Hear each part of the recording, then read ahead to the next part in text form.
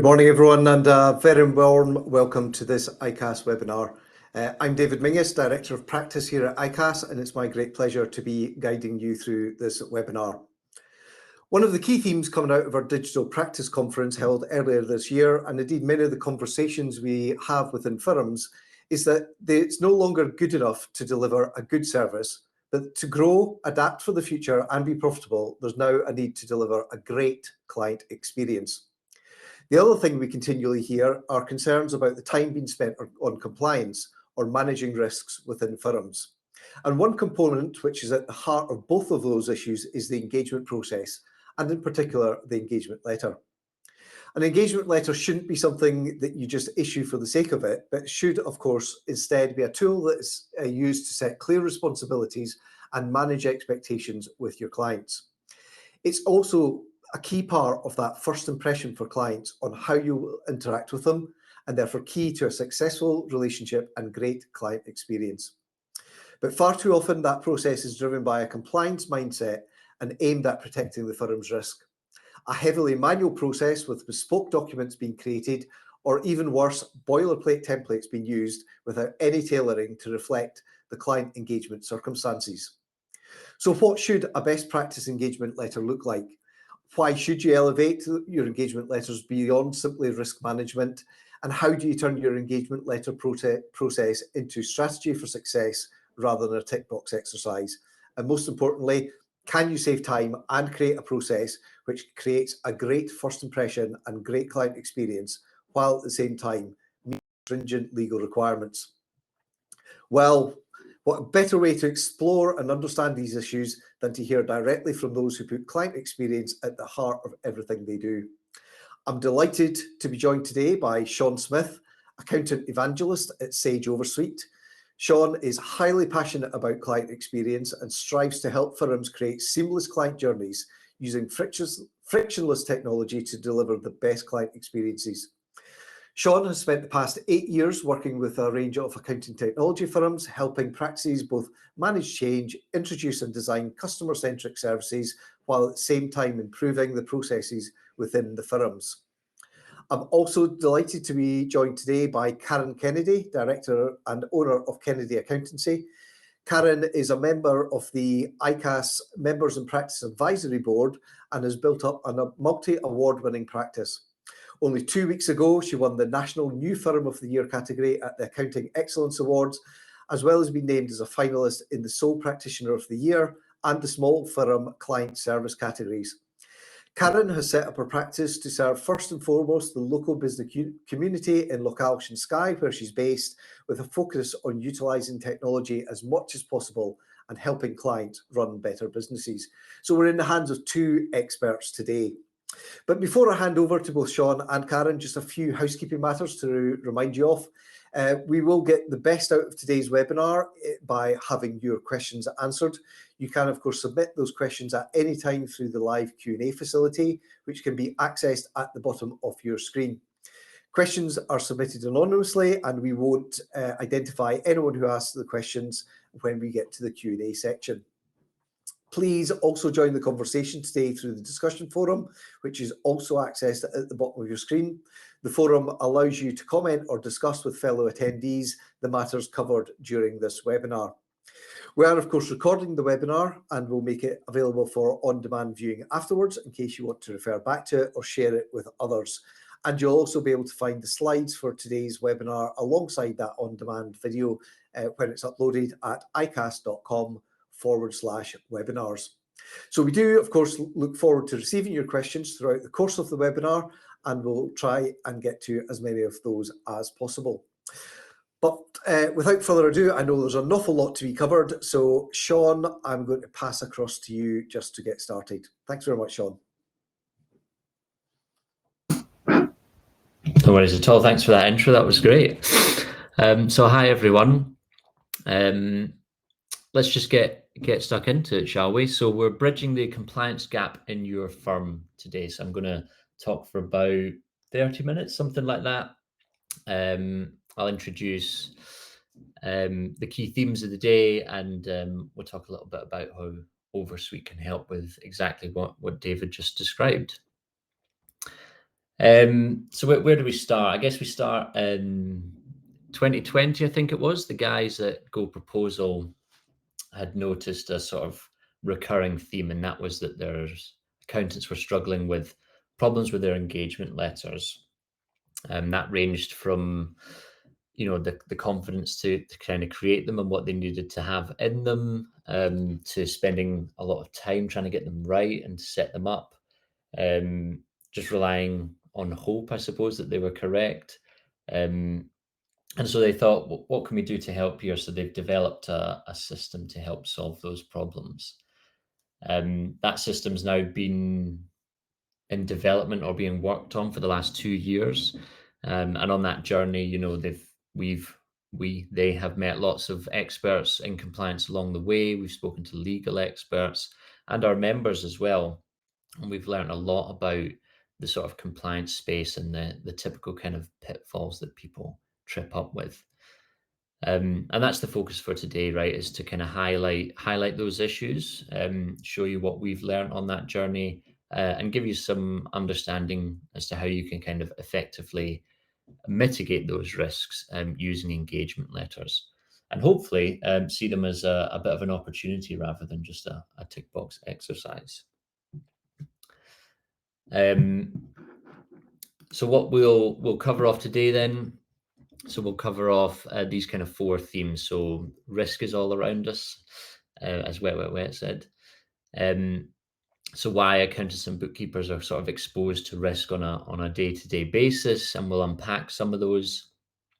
We'll look at sort of crafting engagement letters, so focusing on what makes them effective and how they can mitigate risk, the purpose of having a strong engagement letter and why it's so important. The kind of mistakes, I suppose, that prevent people from using them to their full potential, and what needs to be in them for them to be sort of fundamentally correct.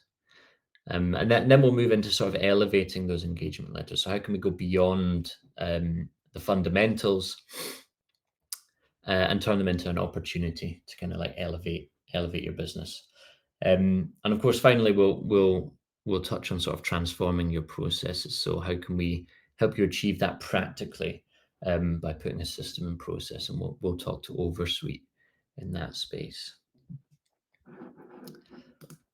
So risk is all around us, and why we're kind of exposed to it. So let's talk about that for a second. So you're kind of exposed to a whole sort of array of risks as accountants, right? So we've got compliance risks. So that's kind of whether you're having to meet internal requirements that are governed by like your professional body, or if there's external requirements as well, maybe coming from HMRC, Companies House, and some more governing bodies. And of course, these are constantly evolving, as the landscape always is. And the risk of non-compliance here is, of course, fines, things like that. But they lead to reputational damage, don't they? When something like that happens, and even if you're sort of, I don't know, investigated or like checked in on and that sort of thing, it's a lot of time on your side to kind of deal with that, and a lot of stress as well. There's financial risks. So that's just like the simple stuff, how are you managing your own finances? Are you able to pay your own staff? That sort of thing. And what this means is, it's incredibly important that you're paid for the work that you're doing, and preferably on time, right? Which is the ideal case, but it doesn't always happen. We've got complexity risks.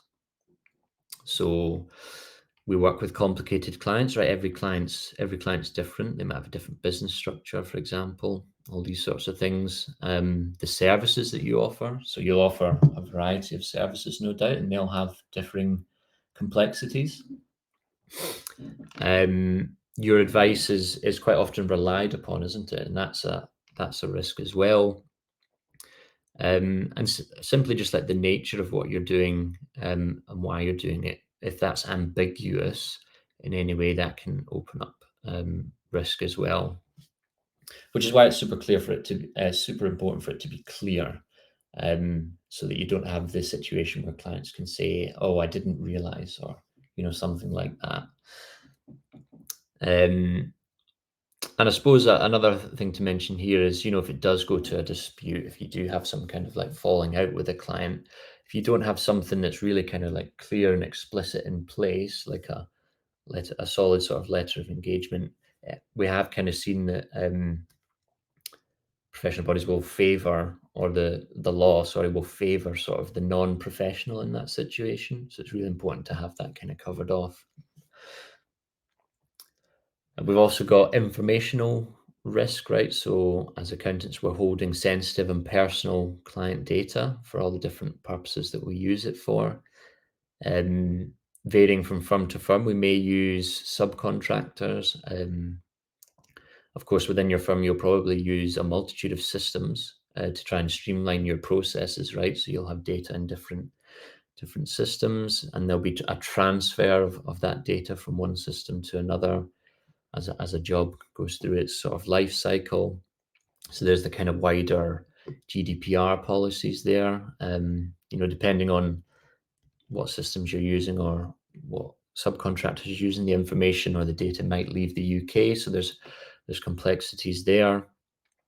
And all of these are kind of tied up in fines and complaints and reputational damage and things like that as well. So there's risk that we're open to in that space. And then maybe a bit more obvious, kind of like deadlines and obligations in that way. So filing deadlines with HMRC, but even just like sort of articulating deadlines with your own clients, right? When you want the information in, for example. And of course, the sort of the other side of that is if you don't hit those deadlines, of course, there's like fines and things like that that can come your client's way rather than yourself's way. But it'd still result in a complaint or a sort of breaking down of the relationship between the two of you, right? And it's all just like time, isn't it? It takes a lot of time, so you can't always control your client's behavior, I suppose. So like how often do we have clients turning up late with information, and then you've got like a 2-day turnaround to hit a deadline, for example? It's still going to result in a complaint from them, or sort of an unhappy experience from them kind of idea. So just having stuff in place to help mitigate those risks is really important. So how do we craft an engagement letter that protects both us and communicates sort of effectively that relationship, and the sort of sets the tone at the beginning of that relationship, so that everyone's kind of aware of what needs to happen? So kind of managing that risk mutually rather than sort of individually, right? And so that's what I want to kind of cover off next, is like, how do we craft an effective engagement letter to help mitigate that risk? So with that in mind, so what's the purpose of a strong engagement letter, and how can it help us mitigate these risks? An interesting fact, actually, that Danielle, one of our product managers, told me before she went on holiday, it's not actually a legal obligation to have a letter of engagement, but you are exposed to a lot of risks, as I've kind of alluded to above, and you do have a lot of responsibilities set out by governing bodies and the law. And so a letter of engagement is just kind of the best way to kind of tackle all of these issues up front. So what's the purpose of a good engagement letter? We'll run through a couple of points here. So it'll demonstrate that you comply with your governing body's sort of professional regulations. So that'll be complaints procedures, whether or not you hold client money, whether you take commissions for referrals, your audit registration, for example. It'll also demonstrate that you comply with external regulations. So that's like your anti-money laundering, like who you're regulated by, GDPR policies, service registrations. So they're your kind of compliance risks. It clarifies the sort of respective responsibilities when services are being provided. So, for example, like any service that you're delivering and exactly what you will do and exactly what the client will kind of do. And that avoids any kind of like ambiguity.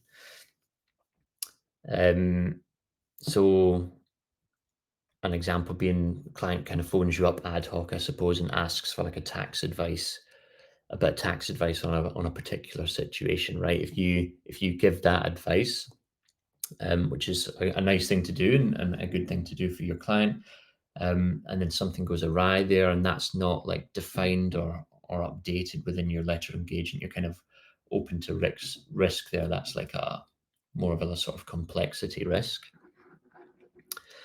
And it's not just a sort of like a tick box exercise, because this will sort of help minimize all of the other risks within your firm. Examples being sort of like, how many times have you sort of been frustrated when clients haven't given you the information you need on time, and then you haven't been able to meet a deadline? Or how many times have you not been paid according to like your payment terms, for example? These are the kind of risks that can be mitigated by like having a strong engagement letter, and you can use them to protect you from all the risks that we've kind of mentioned, and when anything goes wrong, as we've kind of listed above. So the purpose of an engagement letter and how strong it is can protect you, but what are the kind of mistakes, I suppose, that we see people making that are preventing them from kind of reaching this level with a strong engagement letter? So if we cover off some of the kind of mistakes to avoid, I've got some here to kind of cover off with you. So you kind of like just using out of the box templates. Now, obviously, an out of the box template is great, but it's got to be used right. So say you get given a template from another firm or a software company or governing body. Of course, you want to kind of use these, but make adjustments specifically for your firm, or make adjustments specifically from client to client as well. Some mistakes we maybe see are it's not been adjusted for the governing body, or it's not been adjusted for like your internal ways of working. So just taking that template and not having in whether you're audit or not audit registered, whether you take commissions, your payment terms, for example. And then maybe like not adjusting it on a client by client basis. So client by client basis, yeah. Or their entity type, or like the services that you're delivering for them, that these will all change from client to client, right? And that kind of opens you up to different risks, as we've discussed. A sort of over reliance on hope. So when people are given these templates and we don't sort of sift through and adapt them, there may be clauses in there that you need to decide if you're going to keep them in or take them out. And we've seen like firms really struggle with this, because the guidance around it is like fairly complicated, and of course with it being legal, there's obviously a lot of technical jargon there. So there's kind of like this reliance on hope that we've done it right and that we won't get burnt. But as we've seen with engagement letters, they bring so much potential to protect you and your business. But we should try and see them more as not just an admin task, but something that should just be done as quickly as possible, because that opens you up to risk, I think. Another sort of common mistake, I suppose, or something to try and avoid, is like new work or amendments to terms, which is kind of what I spoke about earlier. So when like new work is agreed, or new terms, or like your payment terms, or any of your kind of like service terms are changed and amended, you want to have these represented in your letters of engagement, so that it's clear to you and clear to the client. And we find that that's not done as often as we kind of hope, and then over time those kind of like complexity risks creep back in, don't they? And the final one is sort of not updating client engagement letters like regularly enough. So this is the number one problem that was sort of reported or spoken about when we engage with our experts. And in some cases, the conversations that I've heard some of our team having is they'll work with firms that haven't updated their engagement letters in like 5 years. And of course, the landscape's constantly changing there, right? So you want it to reflect the most recent legislation. Examples of that being, Brexit, like fairly recent, that had a huge impact on like data protection policies. And of course, then obviously everybody's terms and conditions had to change and we had to update those and update our clients on that. GDPR was a big change.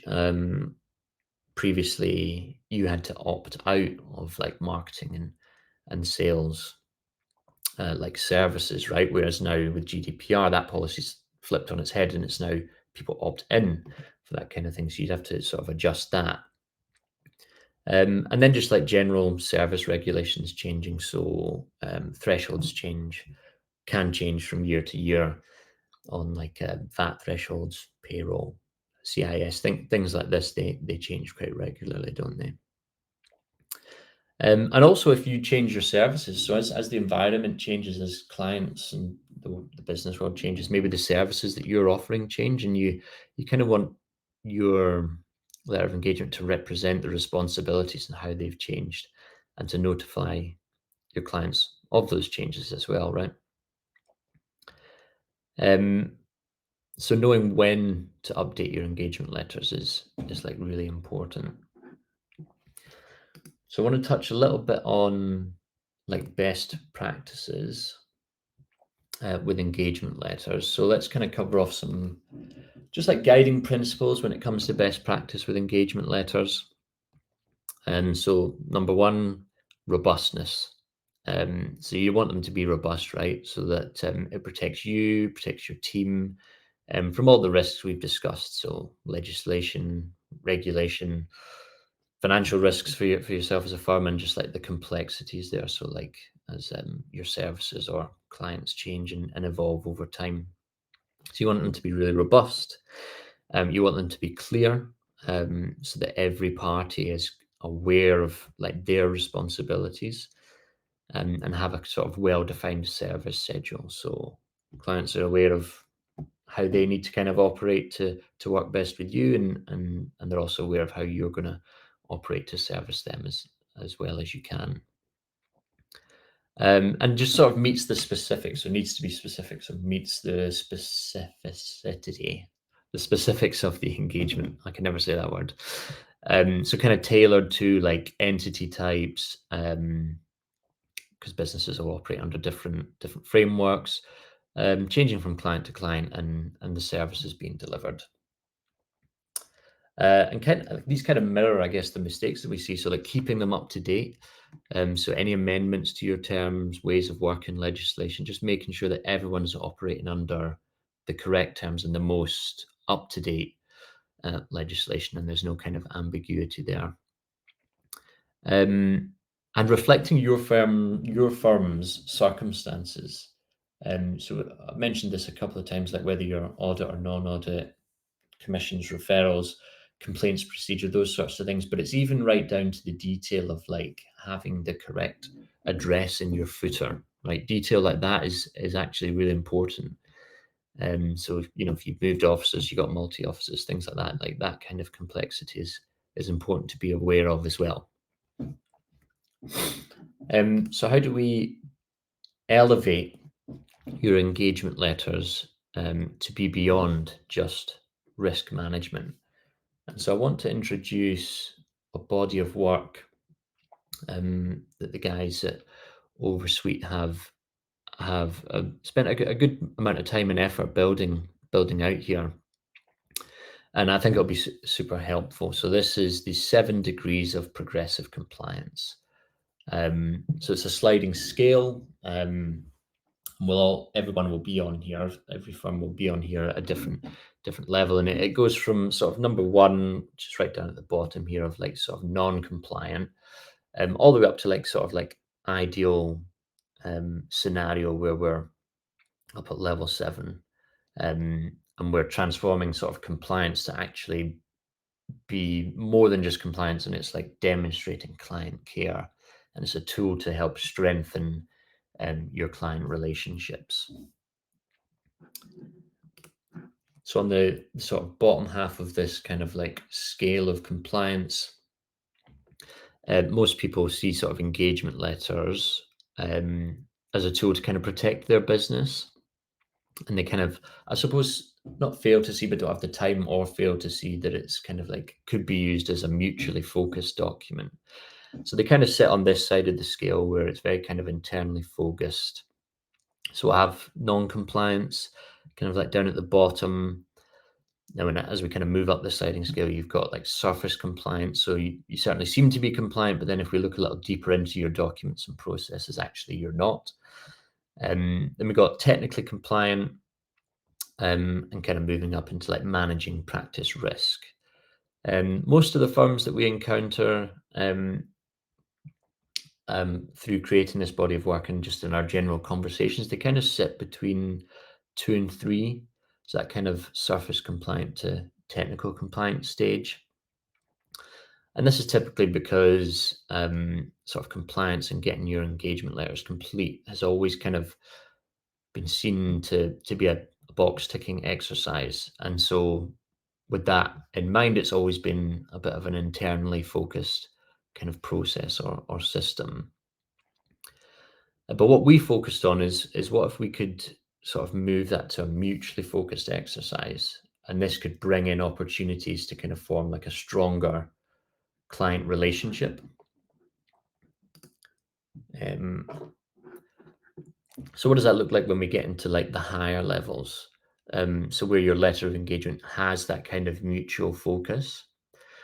And the way you kind of move up to 5, 6, and 7 here is just setting like clear expectations. So filing deadlines, when do the records need to be in by? And in the highest level, you could see it used to sort of demonstrate high levels of care, right? Building those kind of long-lasting client relationships. So it moves away from being like the small print, like a sort of small print document that we never really look at. We only really get it out of the drawer if something goes wrong, to becoming like a very clear, articulate document that kind of articulates the ways of working together and the key responsibilities. So like, what are you going to do for them as a client, and what do you expect from them to do for you, in order to kind of have that sort of back and forth where everyone's kind of benefiting to a maximum kind of level from the relationship. And I'll lean on James's example when he presented a similar kind of talk on this, where he leaned on a marriage contract as an example, and he sort of talked about two versions of a marriage contract. So he said there's kind of like one version where it just focuses on what will we do to protect ourselves if this goes wrong, right? So just all kind of like sort of levered towards like a divorce, and how would we protect ourselves if this all goes wrong? And that feels very much like the kind of worst kind of contract you could have for that relationship, rather than like a beautiful contract in that space would probably focus more on how can we live a kind of like wonderful and flourishing life together. And that's what we effectively have the kind of opportunity to do here if we use our letters of engagement effectively, and we kind of do them properly. We've got the opportunity to kind of have that kind of yin and yang of a good and bad kind of marriage contract. And I wanted to drop in an example here from Monzo. So I bank with Monzo, so does Danielle. She was the one that dropped in this screenshot of just a sort of an example of their terms and conditions changed. They communicated it clearly without any jargon. it was timely, and she was certainly describing to me that she felt like she just knew where she kind of sat with that information. It was presented to her in a quick and easy way. She was updated, and it was all kind of very timely. So it's an example of how the an update or I guess a letter of engagement, but in a different environment, can be sort of updated and presented quite well. And so how do we transform your letters of engagement process into a kind of like strategy for success? So moving onwards from what we've talked about above to like how do we do this better? And so this has been we've talked about the practicalities of it, I suppose, and maybe it all sounds great. Doing all this and having your letters of engagement all iron tight and watertight and very responsive and updated, and you're having a conversation with your clients, and it's all very mutual. But where have you got the time to kind of do this, right? So you might be asking, where have I got the time to do this? I'm a director of this business. I'm wearing multiple hats. I'm firefighting here, there, and everywhere. We've got client deadlines, all the kind of like standard stuff that keeps firms that we work with like super busy. And that's where we come in, right? And kind of where I'm alluding to today is how can we help you to transform that process using OverSuite? So I want to touch on OverSuite and how it can kind of help transform those processes for you. So with the OverSuite, we have letters in there, kind of templated letters in there that are crafted by industry experts. It kind of removes the need for you to delve into that legal space and kind of get brained up on that kind of stuff yourself. With the sort of setup and support from our teams, you can get these quite quickly set up and perfectly reflecting your firm's circumstances in terms of like your kind of information, services offered, addresses, all that kind of simple stuff. So it's all kind of in there and then repeatably able to use. They're auto updated every quarter as well. So any kind of regulatory changes that are happening out there in the market, they'll be updated quarterly from our side. They're always very clear and jargon free, kind of going back to that Monzo example. That's how we kind of try and build them out. So there's a lot of plain English in there. And just the fact that it's in there, automated, you kind of set it up and then it's ready to go. It kind of hopefully massively removes that time barrier of having to do this on an individual basis. You can do a lot of the updates and things at scale, which really helps remove that time barrier. Now, I'm talking about OverSuite as if I've used it in practice, and it's made a big difference to me. When I was in practice, we never had anything like this, but we do have Karen on the call, and Karen is in practice and does use OverSuite, so she will absolutely be able to talk to the benefits of this a lot better than myself. And so we'll maybe bring Karen in now, and we'll have a little back and forth, will we, Karen? Sounds good. About how you've kind of used OverSuite. So I'll maybe just ping a couple of questions your way. So like for you and your firm, what were you kind of doing, I suppose, before you implemented OverSuite? I think you did mention in your presentation what a lot of us do and what I was doing beforehand, which is using a template, and then every time a new client comes on board, manually going through that template, trying to make sure it was tailored to that client, updating all the details, and always kind of having in the back of my head, I feel like I'm sort of winging it a bit and hoping for the best. It never felt like a terribly robust process. It was very manual, and for a kind of tech-driven firm, it didn't really sit right, but there was no alternative, and it took a lot of time. So I started the business in October 2020, and I didn't have any sort of, admin help at that point. So I was doing everything, and it was, it's a substantial amount of time for each client.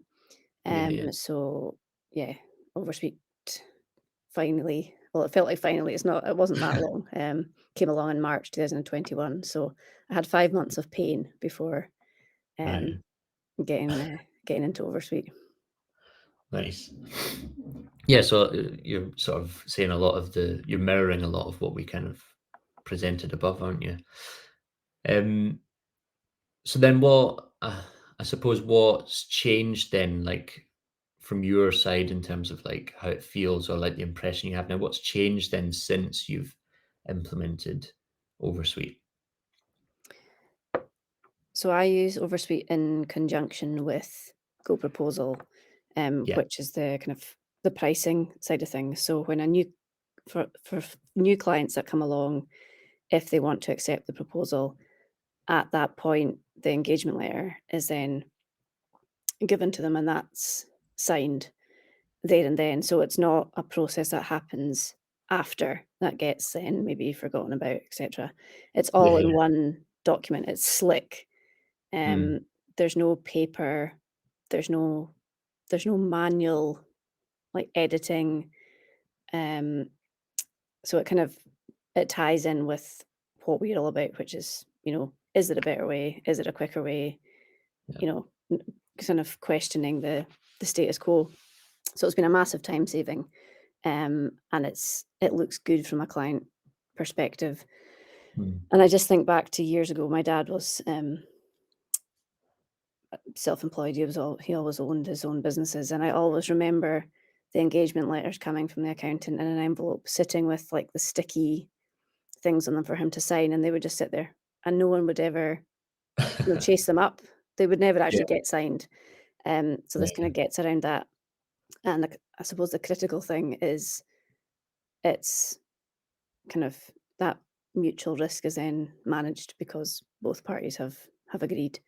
And then from a kind of renewals perspective, it makes that kind of annual renewal that we do really easy. It's just a case of going in, and they also like auto update if there's any kind of regulation changes. yeah.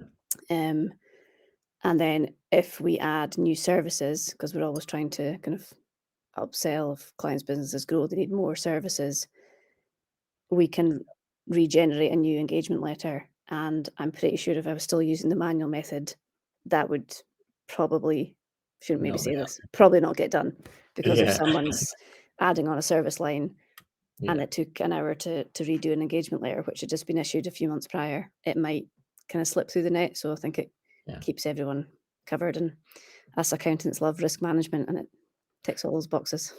yeah. I suppose that's an interesting point, right? You're saying those letters would come to your dad and they'd kind of sit like unopened or untouched, right? So we can maybe garner from that he wasn't reading them from his side. So if we sort of Oh, put no that way. across the client base, right? If you're issuing those things and they're not being read, even if you're putting in there, oh, this is what we kind of expect from you or whatever, they're not reading that, are they? So it stands to Yeah. reason that there's a higher chance that they're not going to get records into you and things like that. You kind of alluded to this already because you mentioned time saving.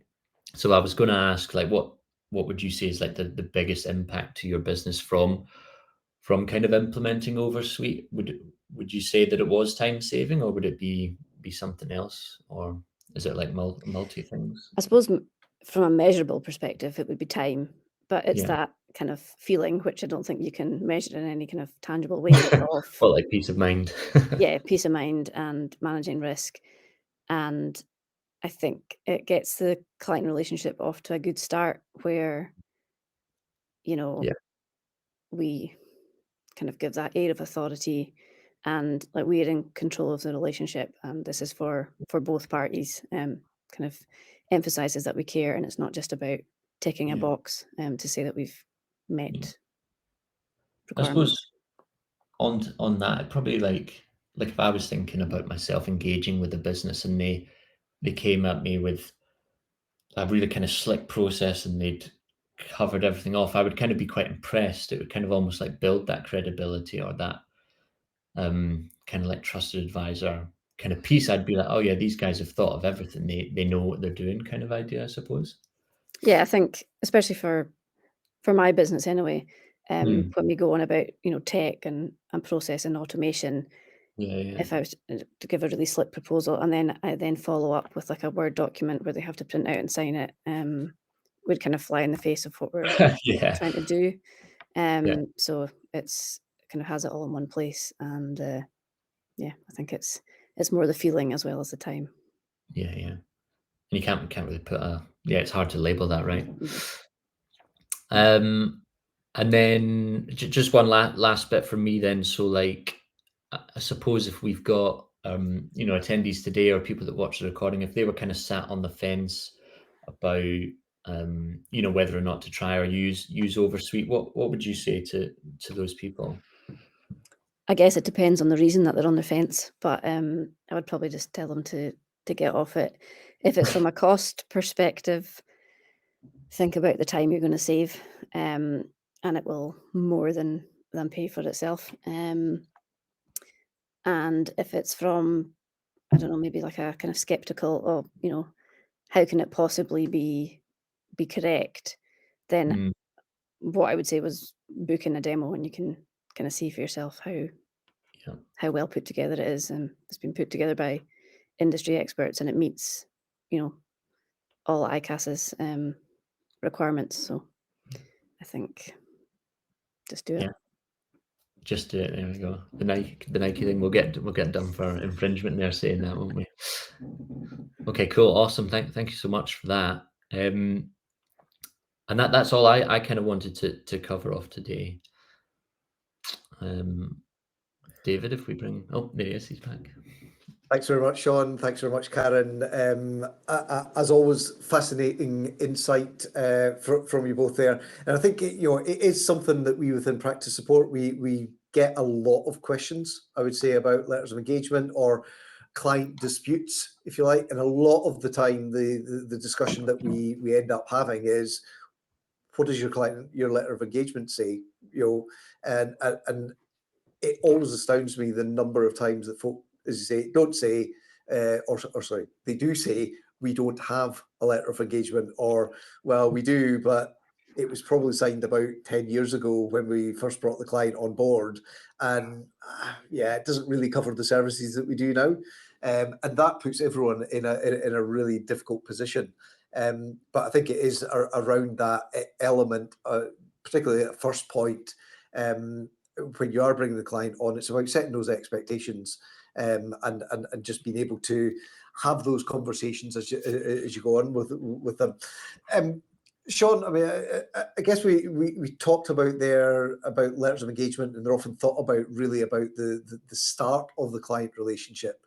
But as part of that ongoing relationship, what would your reviews be about reissuing letters of engagement, or how often you should be revisiting them and asking them to be re-signed? Yeah, so like, I guess my opinion on that would be, you want to have like some sort of like minimum threshold, right? So like, whether that's yearly or whatever kind of time frame you pick, where you're always kind of reviewing them, so that that's like a safety net, so that nothing drops through the cracks. But I suppose from a best practice point of view, like, I used to recommend with, or I still do recommend with the firms that I kind of worked with over the years, that they have like a quick way of putting in like an extra work order kind of idea. So like, if that phone rings and it's just some sort of ad hoc additional question or something like that, you can quickly update and reissue an extra work order or a letter of engagement, like on the fly kind of idea. So that's kind of ideal world, that you'd be able to kind of update them as and when any kind of service changes. But as a minimum, like yearly, I would say something like that. You probably want to try and fall somewhere in between those two states. Yeah, I think that's great advice with that. Karen, a question that I've got here is really around, I guess the terms and conditions, and it sounds a bit like, in terms of the process, is very much around, here's my terms and conditions and just sign them type thing. What would your view be if the client comes back and says, actually, I'm not happy with this clause, or I want to change this, or actually, I don't like the 30 days credit, actually, can I pay you in 60 days? Those sorts of things. What would your approach be to that? That hasn't happened yet, but clients do definitely read it, because sometimes they come back for clarification or questions. But if that situation was to arise, I think they're coming to us as the experts and the professionals, so that needs to be nipped in the bud. So I would question why they were questioning it. But I would also quickly try to, as I said, nip it in the bud and kind of push back that, we are professionals, we have high standards, these are our terms, and that kind of ... If you don't like it, we're perhaps not for you. But I think it's really easy to sing to the client's tune. But if you do that across a whole client base, you're going to have no sort of streamlined process. And especially if you have team members, they should be kind of thinking, why are we doing this for one person and not the other? And I think across the board, it will create problems. So I would just kind of push back with some authority and say, these are the terms, this is the reasons why we have them, and our engagement won't start until that's signed. Yeah, that's good. Sean, I'm just going to come back to you because, sorry, go ahead. I was just going to chime in there. I was going to say, it's almost like a good sign, isn't it, really? Because if we were talking before about possibly letters of engagement not being read at all, if they're coming back and saying, oh, what does this clause mean? They've actually read it. That's like a win. Absolutely. Yeah, and then it opens absolutely. Conversation, doesn't it? Yeah. And you, well, it's in here because blah, blah, blah. And then they're like, you do know what you're talking about. That makes sense to me. And it kind of builds that mutual back and forth, doesn't it? Yeah. I think you're absolutely right with that, Sean. Sean, one of the common questions that we quite often get asked is around liability limit setting within the letters of engagement. I'm just wondering, what's the approach that OverSuite have taken to that? That is a good question, or a bad question, because I don't know the answer. I don't know the exact approach that they've taken, but I can absolutely find that out and let you guys know. That's fine. Yeah, no. As I say, I know it is a regular question that we tend to get, and I know it's a vexed question quite often around that. I guess what I would say to the questioner is, if you have or if you're looking for some additional information on that, just drop us a line through the ICAS technical help desk, and I'm certainly happy to pick that up. I know it's fraught with legal difficulties, enshrined in back around the unfair contract terms legislation and around all those sorts of things. So I'm happy to pick that up with somebody later on. Another question that has come in is, does OverSuite integrate with other Sage for Accountants products? It's a good question, and yes, it does. So OverSuite, of course, originally part of the GoProposal family, and sits under that brand or that organization. But that's all part of the Sage family now, and we've been doing a huge body of work over the last year to release Sage for Accountants, the suite, and that is they're all under one roof now. So yeah, absolutely, it does integrate. Great, excellent, good news for that one then. Yeah. So I think that's all the questions that have come in. We've managed to cover. So Karen and Sean, thanks very much for your time today. It's been really great to speak to you both and to hear the benefits of elevating the engagement letter process. And say once again, thanks very much for your time. No, thanks for having us. It's been great. And obviously, if today's discussion has left you wanting to find more about how OverSuite can help you, then of course I'm sure they would be delighted to meet with you and show you more about the product and how it works. You can either scan the QR code or use the link on the slides when you download those to book a follow-up appointment with them. Please remember that you can keep up to date with all the latest information, guides and resources for practice from on the icas.com website. You can also access our technical support through the ICAS Technical Help Desk, which I referenced earlier on. So if anyone does have any technical queries around letters of engagement and that process, then do please drop us a note through that. And you can also use that to ask any questions around audit and accounting, tax, AML and ethics. Just a quick reminder about some of the other webinars and events which are coming up, which you might be interested in. If you've not had enough of your tech and webinar fixes, then this evening at 5 p.m. you can join a webinar being hosted in association with Chartered Accountants Worldwide, where they are going to be looking at the 7 principles for responsible technology and a wider discussion on AI and its use in accountancy. Further ahead into November, we will be hosting our own AI-focused ICAS webinar, where the ICAS President, Clive Bellingham, will be in conversation with our Chief Executive, Bruce Pritchard, and Laurie Gourley, Chair of the ICAS Ethics Board, where they will all be considering how Gen AI and other technological developments are going to disrupt the ethical landscape. And on the 16th of November, we're going to take a look at the hot topic of cybersecurity and how it's necessary to look at and understand the risks before implementing a solution, and how cybersecurity isn't only an IT issue. If we look even further ahead, and we're almost into the Christmas period by this point, I hate to say that word at this time of the year, but on the 12th of December, we are going to be having the autumn statement tax update, where we'll be looking at the impact of the Chancellor's statement that he makes on the 22nd of November. I know that that's always a very popular webinar, so do please pop that date in your diary just now. That'll be on the morning of the 12th of December. The links to sign up to all ICAS webinars and events are available at icas.com/events. So it only leaves me to once again thank Sean and Karen, and of course you, the audience, for joining us today. I hope it has been useful to you, and until the next time, goodbye.